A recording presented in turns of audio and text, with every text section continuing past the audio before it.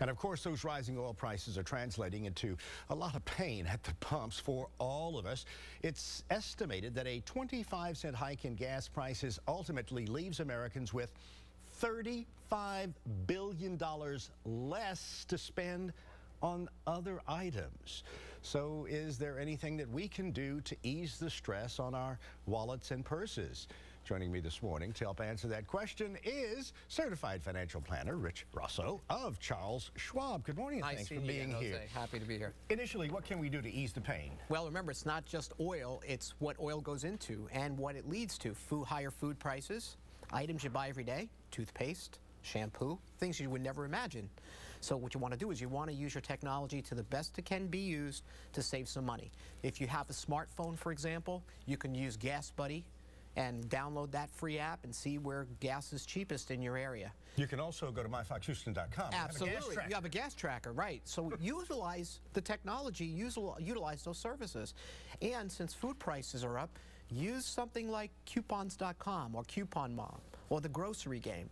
Get yourself, plan ahead before you go out shopping and try to save some money that way. Now, you also mentioned buffers. What exactly would be a buffer? Well, if you think about it, we had a payroll tax cut that took this year, came out this year, 2%. So if you make $50,000 a year, you have an extra $1,000 in your pocket. So therefore, you do have some buffer toward, spending on oil or gas or food. It's not, unfortunately, it's not the optimum way to do it, but at least you have some buffer. Not only that, personal incomes are up 1% last month, which is the highest since May of '09. And people are putting a little bit more money into savings.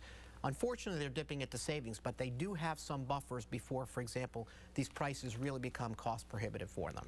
Okay, now, saving money with a good tune-up on your car.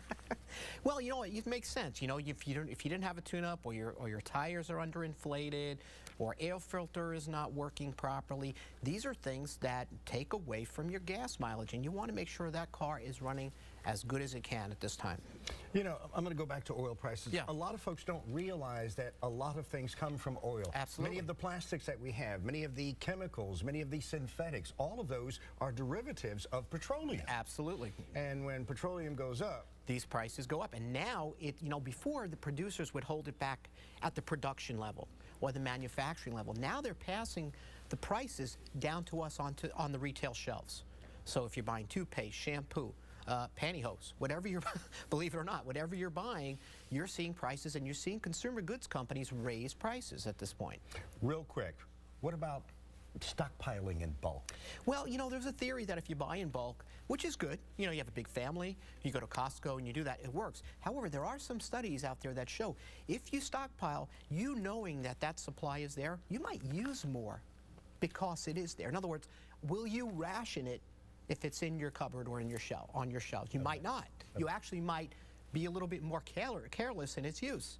So it is good, but realize your own behavior when you do stockpile or you do buy in bulk. Great advice. Rosso, Charles Schwab, thank you so very much.